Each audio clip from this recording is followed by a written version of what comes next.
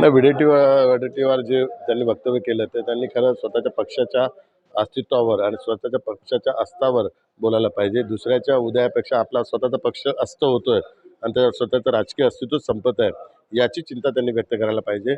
उदय तर 2022ला जूनलाच एकनाथ शिंदे साहेबांच्या माध्यमातून त्यांच्या ऐतिहासिक निर्णयातून झालेला आहे. त्यामुळे सूर्य एकदाच उदयास येतो.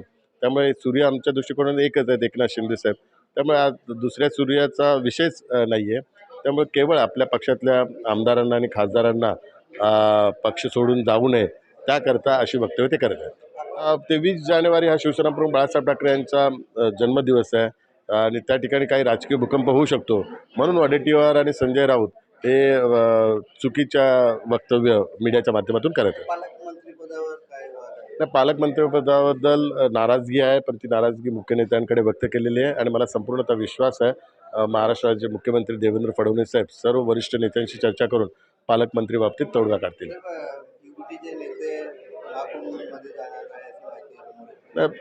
UBTचे नेते महाकुंभ जात आहेत त्याची माहिती आहे, पण तिथे गेल्यानंतर तिथे पवित्र स्नान पण त्यांनी करायला पाहिजे आणि ते पवित्र स्नान याकरता करायला पाहिजे कारण त्यांनी शिवसेना प्रमुख यांचे विचार सोडण्याचं पाप केलेलं आहे. त्यांनी हिंदुत्व सोडण्याचं पाप केलेलं आहे. त्यांनी शिवसेना सोडण्याचं शिवसेनेचे विचार सोडण्याचे पाप केलेलं आहे आणि अशा वेळी ते पाप धुण्याची संधी त्यांना आता प्राप्त झालेली आहे. त्यांनी पवित्र स्नान करून ते पाप धुवावं.